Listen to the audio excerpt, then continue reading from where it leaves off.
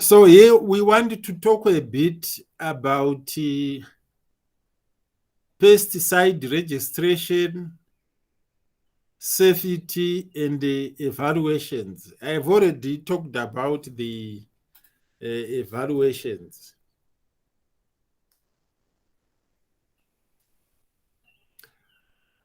Now, for any pesticide to be used in Zimbabwe, that pesticide has to undergo registration. It's a system which examines that pesticide. If the pesticide is found to be useful, it can then be registered. Although sometimes we find that there are pesticides now being sold in the street in some of our towns.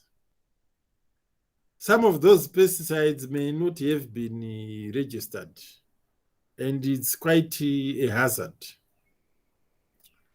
Because pesticides are substances that contain active ingredients that prevent the establishment of plants, control or destroy plants, insects, or pathogens, or stimulate or even retard plant growth. The active ingredients in the formulated pesticides could include fungicides, insecticides, nematicides, acaricides, avicides, herbicides, arboricides, bactericides, molluscicides, and rodenticides. You can see there is a whole lot of a range of these pesticides. Now, because the pesticides are hazardous, they require regulation in order to ensure safety and efficient use. So, who is actually involved with the pesticides? Number one, we could have international organizations. We could have governments of importing and exporting countries. We have got manufacturers, we have got trade associations, formulators, distributors, users, public sector organizations such as environmental groups and trade unions.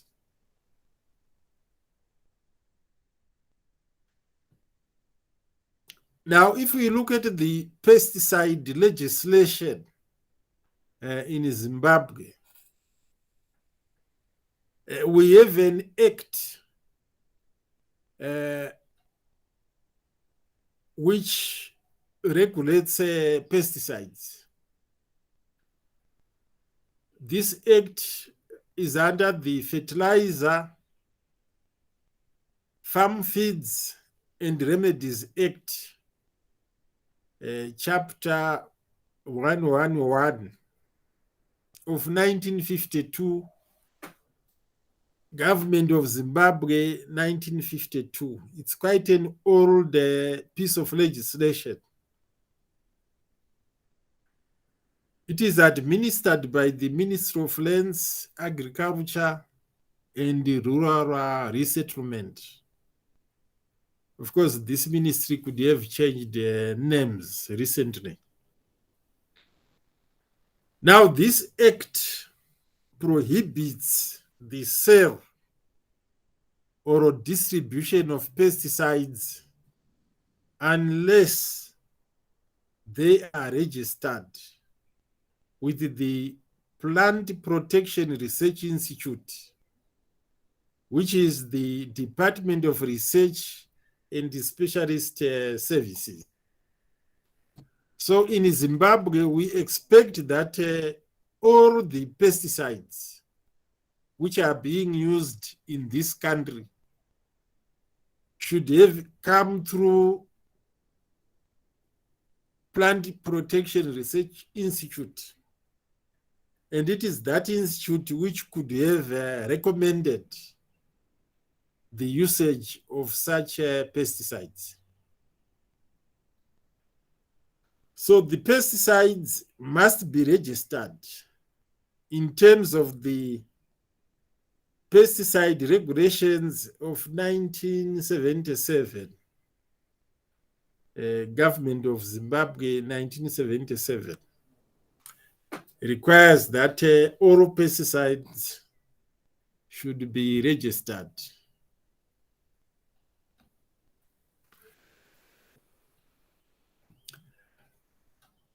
We are still talking about pesticide legislation in Zimbabwe. Another thing which we should understand is that the registered pesticides are classified in accordance with the Hazardous Substances and Articles Act, Chapter 322 of 1972, Government of Zimbabwe, 1972, which is administered by the Ministry of Health. Now, this piece of legislation can group pesticides in various categories. For example, we have group 2 or group 3 of hazardous substances and articles. Group 2 and group 3. These are General Regulations 1981. Under Government of Zimbabwe, 1981 A and B. The requirements for protective clothing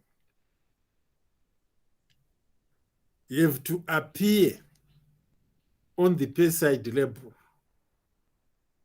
So all our labels dealing with pesticides, we expect that issues of protective clothing should appear on that label in accordance to the hazardous substances and articles, protective clothing, pesticides regulations of 1985, Government of Zimbabwe, 1985. Now, the amount of protective clothing depends on the toxicity of the pesticide.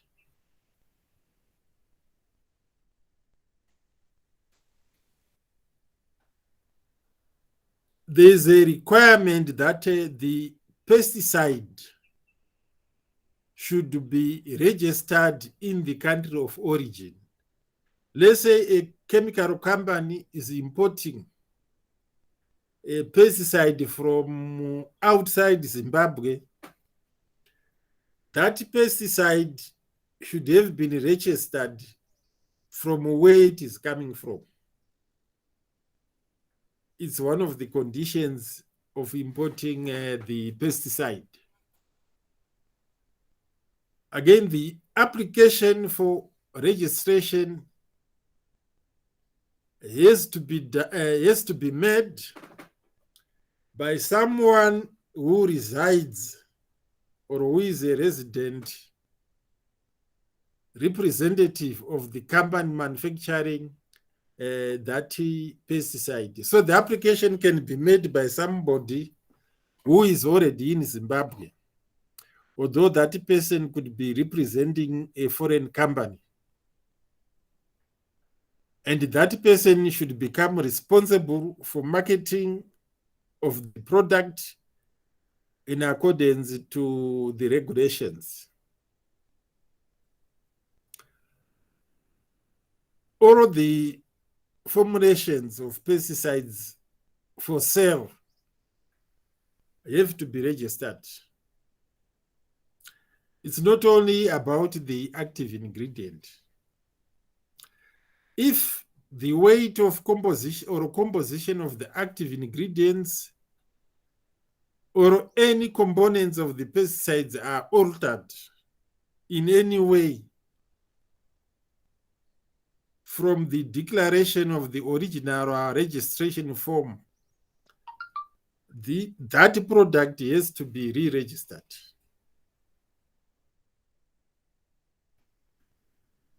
Now, these are some of the practical details which are required by somebody who wants to register a pesticide in Zimbabwe. We've got some forms which have to be filled. Now we have what are known as P1 forms, which have to be filled in. You need 3 forms of P1 forms. You fill them, then you submit them to the registering officer, who should be at the Plant Protection Research Institute, together with the relevant data which they may request.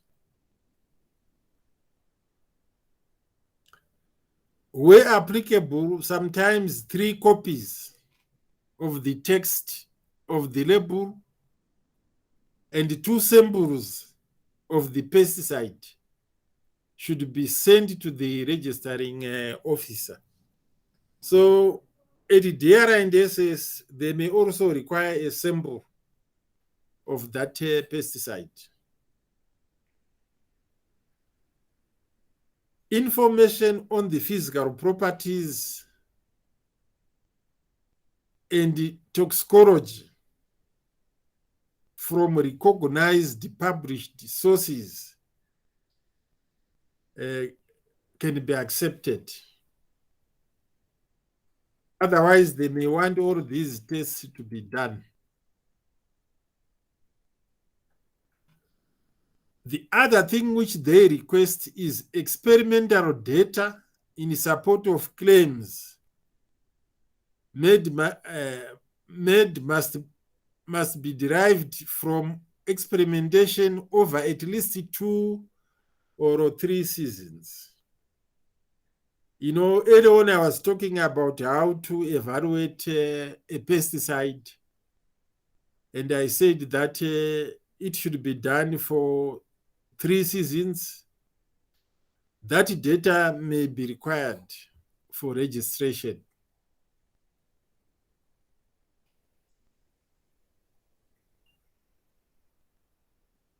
There can also be extension of registration,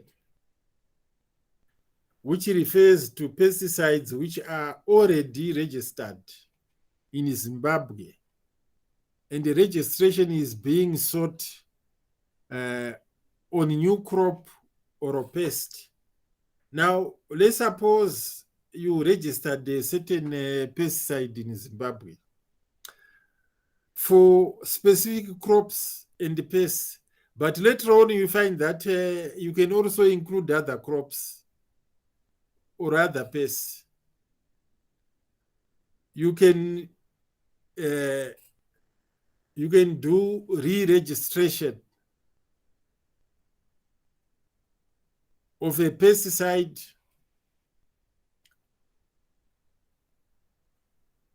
you are required to re-register the pesticide.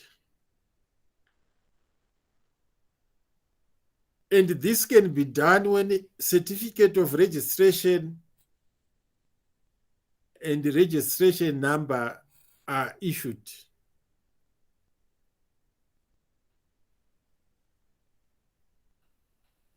Now, the registration is valid just for 3 years. It's not permanent. to renew the registration after a course of 3 years. In this case, you may have to complete the Form 2 at the end of the 3rd year. When you know that your registration is going to lapse, in the final year, you start reapplying for registration.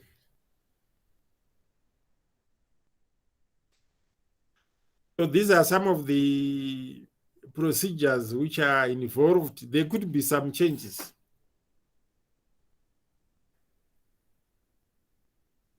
Now, when we are talking about pesticides, we are concerned about toxicology. How poisonous are these pesticides? Sometimes we talk of acute effect. Acute effect are the results from the disruption of an identifiable biochemical or physiological system. The responses are readily quantifiable. Then we have got a chronic effect, which occurs when the organism is exposed to repeated small and non-lethal doses of potentially harmful substance. We talked about this initially. Well-known chronic response to pesticides include lung cancer, brain damage, and necrosis of liver or kidneys. We've also talked about LD50, how you can measure it, which is the amount of poison which kills half the organisms in a randomly chosen batch of named species when applied in a particular way under stated experimental conditions. It is usually expressed in terms of milligrams poison per kg body weight of the experimental animals. Then there's also what is known as LC50. But normally we talk of the LD50s. LC50 is the concentration of the pesticide in water or air surrounding the experimental animal, which causes 50% mortality. So these are some of the toxicological considerations when we are dealing with the pesticides.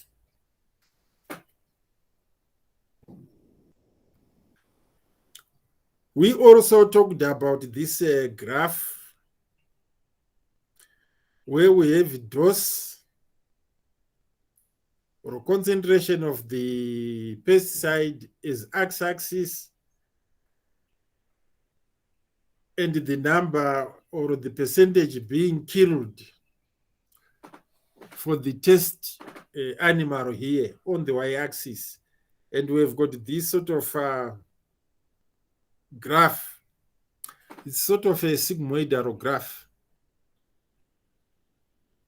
And normally when we talk of LD50, we use the number of 50% which have died due to the administration of the pesticide. Then we have to read off this concentration, which becomes our LD50. This is just for a recap of what we talked about previously.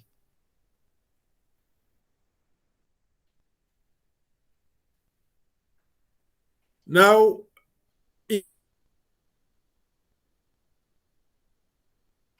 categorization of pesticides. This is about conveying information concerning toxicity.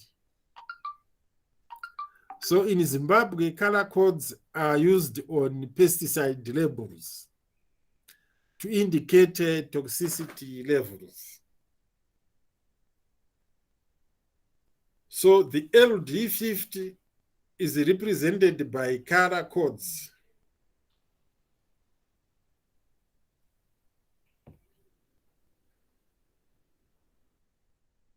So I will start with the green triangle pesticides.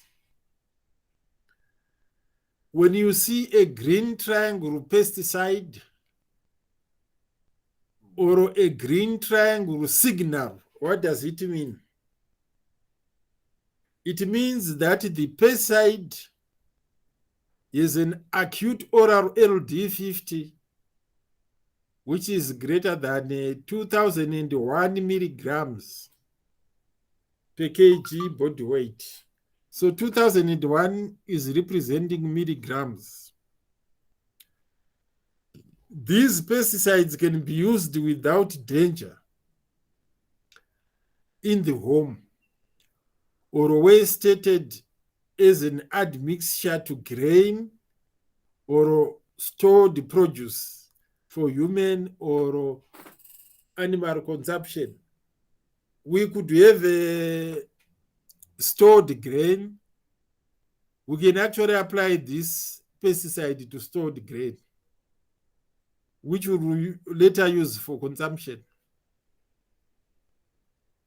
This can be offered for sale by any shop. So you can buy this kind of pesticide in any shop. The word caution appears within the green triangle,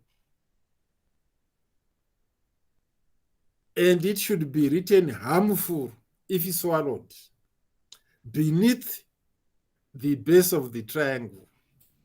Now, the protective clothing which we may recommend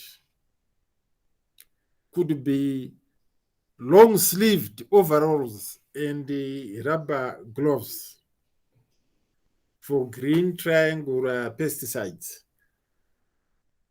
So this is a green triangle pesticide. This one was written in Shona. Change era or danger.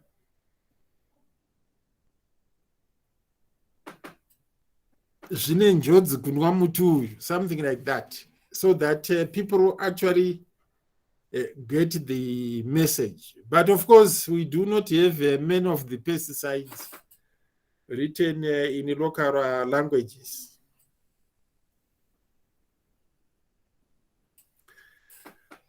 The other warning sign is amber triangle pesticides. So we use the amber triangle.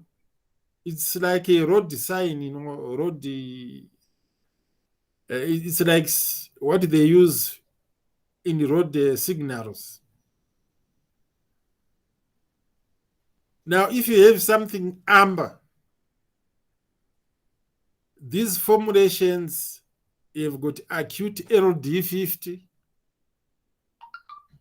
which ranges between 501 up to 2000.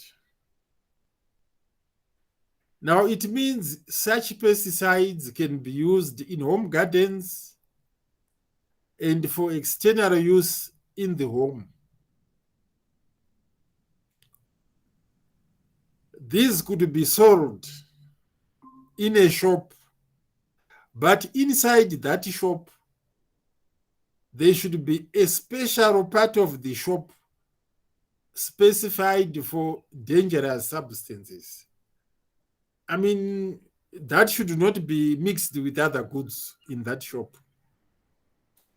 The word danger and a symbol of skull and the crossbones should also appear within the amber triangle and away the poison beneath the base of the triangle. This will come clear when I show you the photograph. Now, on protective clothing, we need long-sleeved overalls, rubber boots, gloves, and the face shield. Here you can see we have added face shield and probably gloves.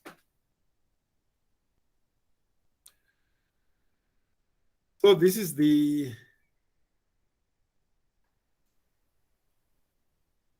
amber.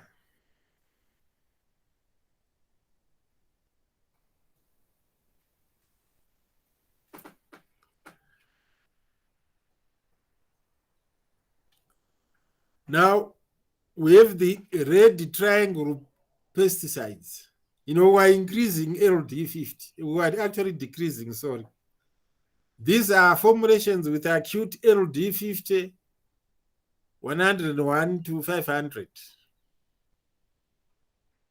Their use should be generally be restricted to horticultural, agricultural, and industrial pest control operations, and only applied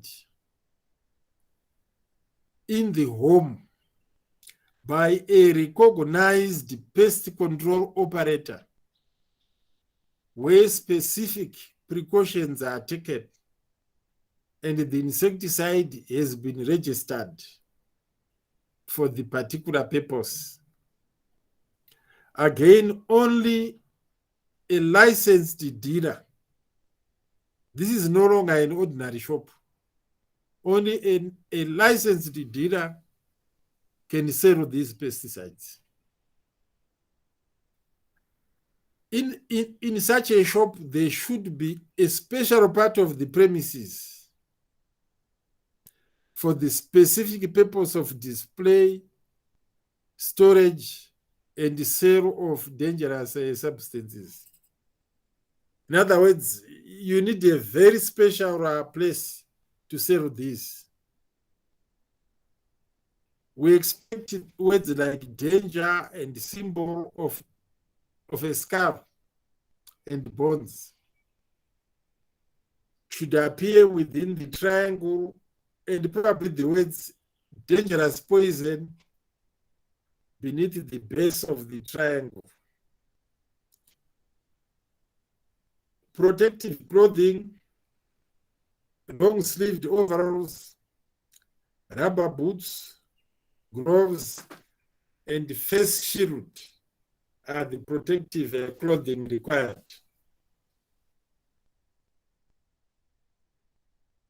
So this is the sign.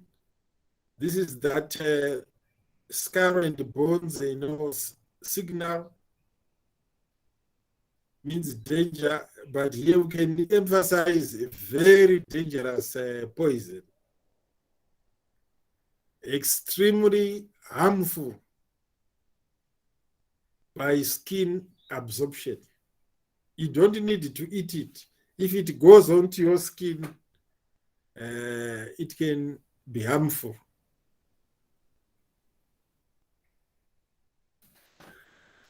The last category is the purple triangle pesticides. These are formulations with oral LD50 of up to 100. These pesticides may only be sold to persons whose business, profession, or trade requires them.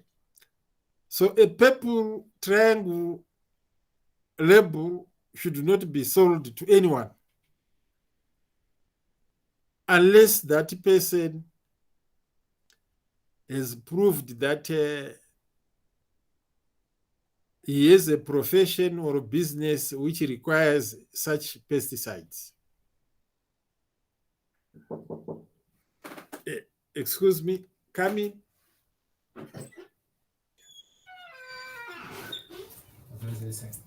Yeah, tarisa pani.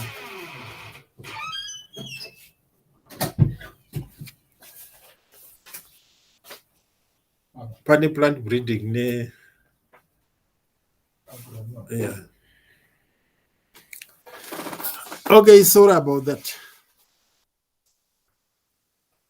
I was talking about purple triangle pesticides.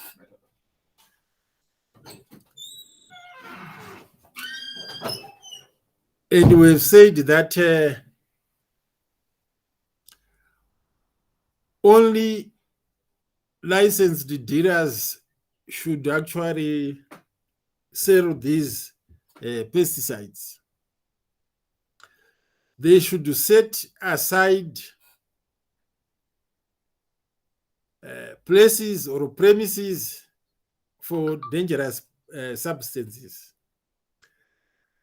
The dealer must keep a poison register of all sales of this group of pesticides, each sale being countersigned by the purchaser and the farm license number noted.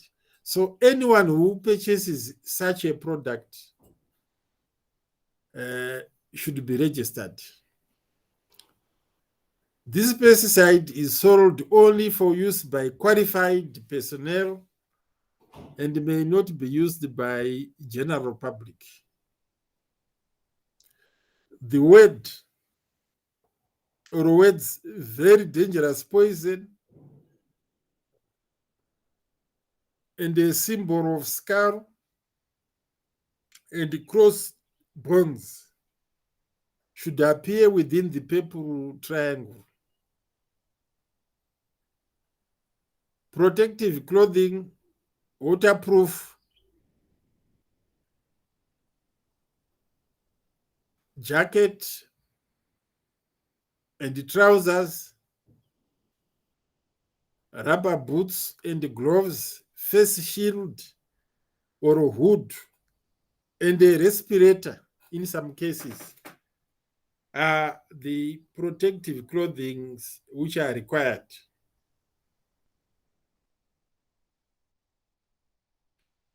So you can see the bones and the skull, very dangerous poison.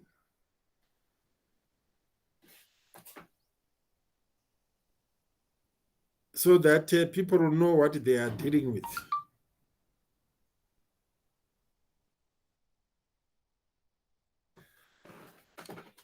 Now, information concerning labels. Now, this can be printed in English, Shona, and Ndebele. If the sale outlets are mainly communal areas, but most of the pesticides, are in English.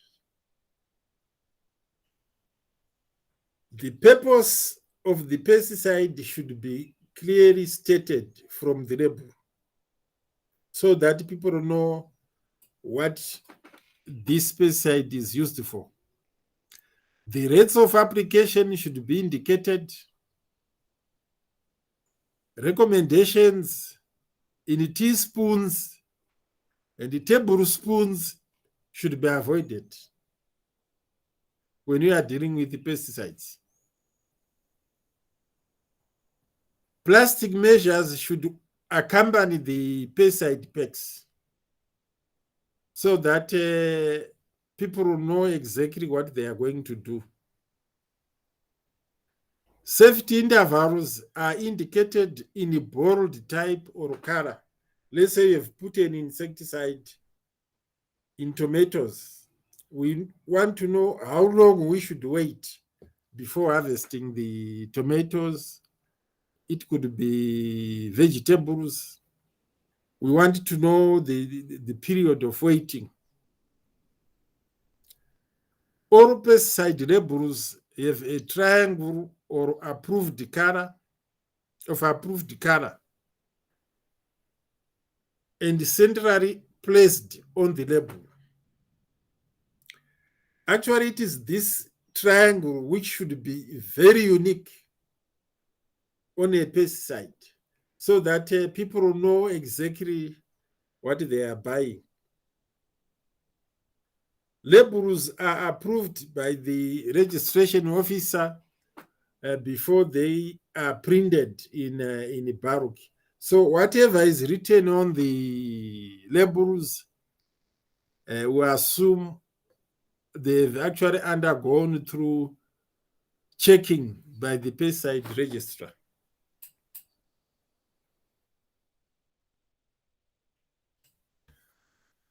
So when you are using pesticides, it has something to do with health and safety precautions, because pesticides are very harmful. So anyone, for any reason, who is going to use pesticides, there should be protective clothing. Protective clothing has to be used when handling pesticides. What do we mean by protective clothing? We need waterproof jackets, trousers, rubber boots and gloves, face shield or hood, as well as a respirator in some cases. The other thing, apart from protective clothing, if we are applying pesticides as we usually do to horticultural crops, which will be consumed, the period between harvesting and spraying is very critical.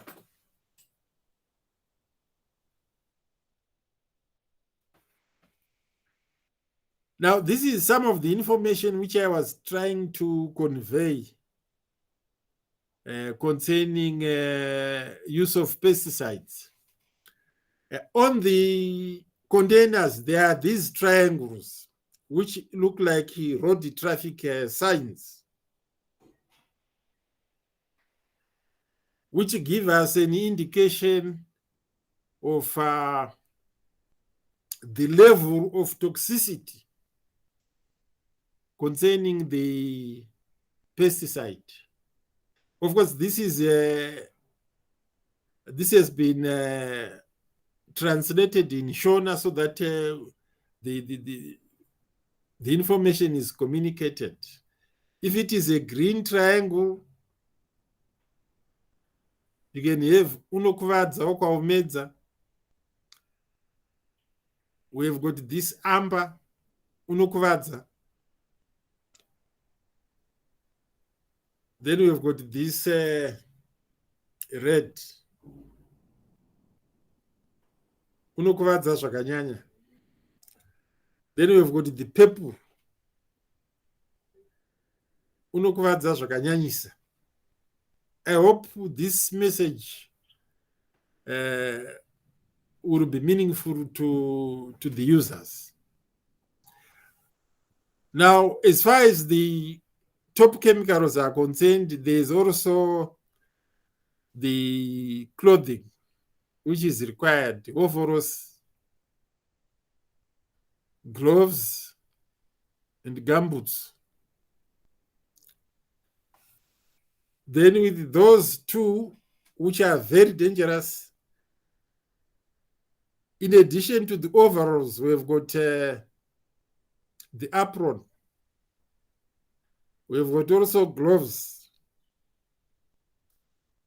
We have got goggles. And we have got the mask as well. All this being written on one page. You can see the organizations which were involved with this information down there.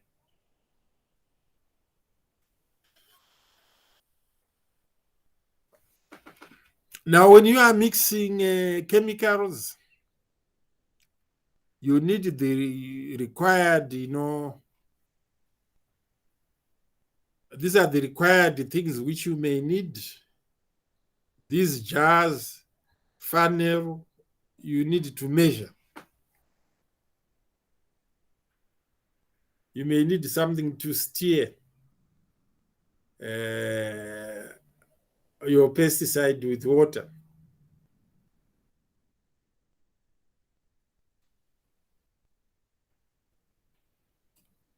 You also need washing of hands and soap after entering pesticides.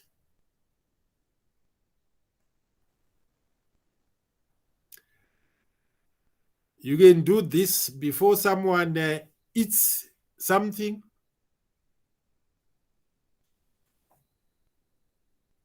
So they have to wash off the pesticides or the clothes which are used during pesticide application. They need washing that same day.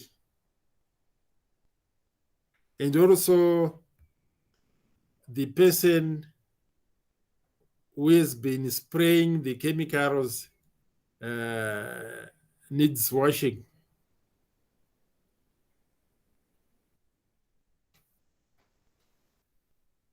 Pesticides should be stored in a locked place away from food. So the pesticides should be in secured places.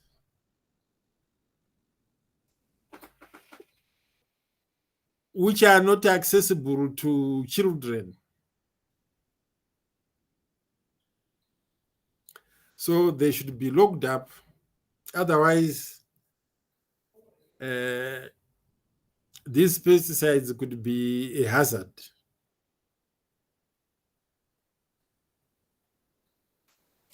Now, if you have other containers, don't transfer pesticides to other, bottles, a bottle of milk, and later on use it to put something for drinking.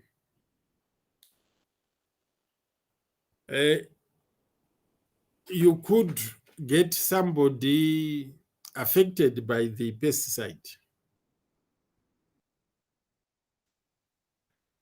Now, what do we do with the pesticide containers? These should be destroyed.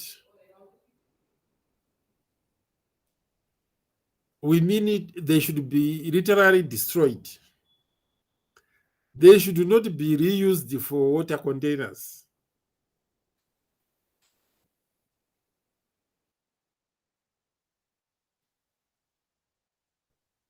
Here is how we can actually get rid of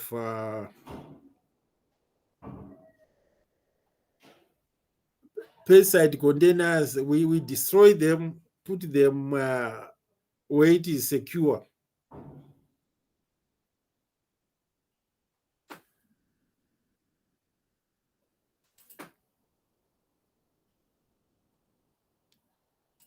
So, like, what is this guy is doing? Trying to destroy these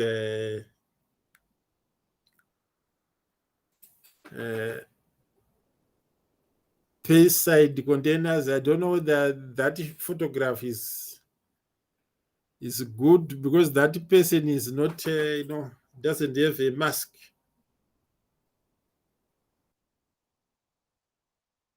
And eating and smoking are not permitted during spraying.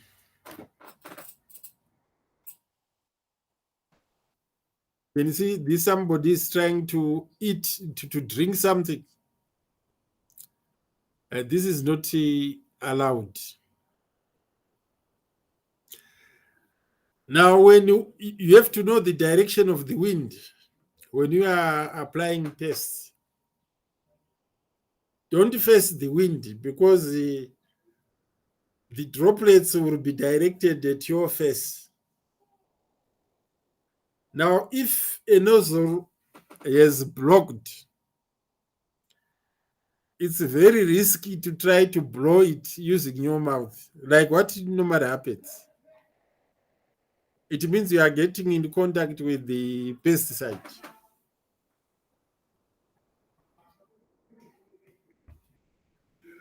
So these were some of the important points concerning usage of the pesticides. Although we will be controlling pests, eventually people will get harmed. And what we talked about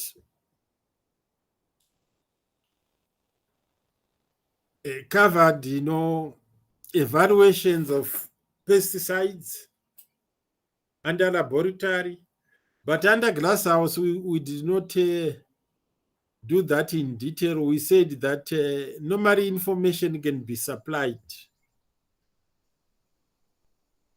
concerning the rates, but field trials, we explained how you can do them for registration purposes. So all these lectures were aiming at the evaluations which we look at the pesticides before we use them. I think I will have to stop here.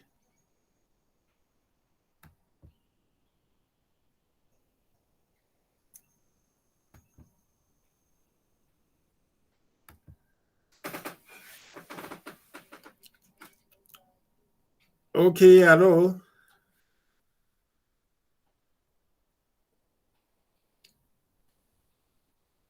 Are you here? Yes, Doc. I think we have lost somebody.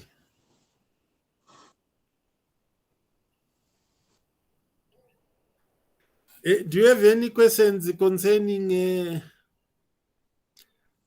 pesticide registration? No questions for me. And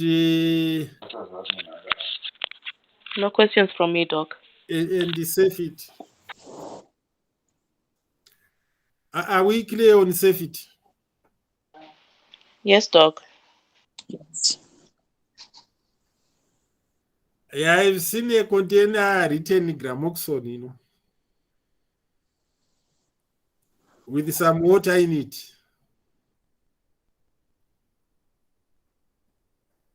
When I was in the rural areas, it was written gramoxone.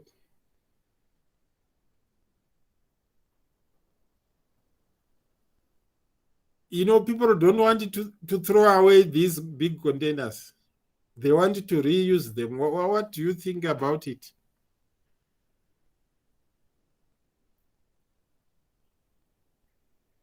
Reusing pesticide containers.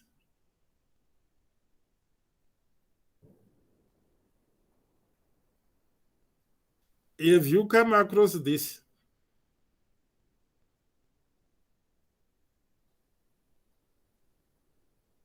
Hello?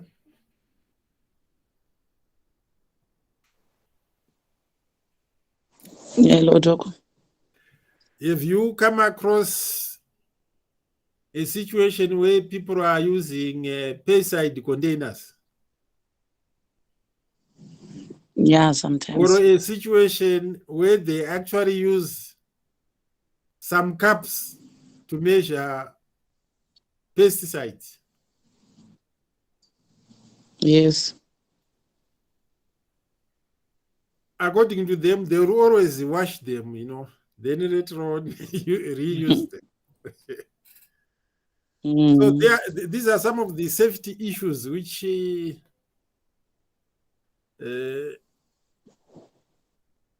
are a serious issue when it comes to pesticides. I was talking of the use of the purple triangle pesticides. I know you can buy some of them, in rural areas, in grocery shops.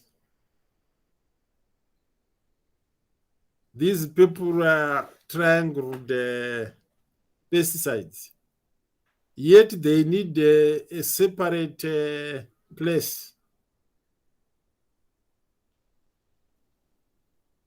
They also need registered, people. Or if you buy it, your name should be taken down. But anyway, it doesn't operate like this. Because people want to make money, very fast. So these were some of the issues concerning pesticide health and safety. It also revolves around the toxicity, knowing the toxicity of the pesticides. So I think I will end here. Let me stop recording.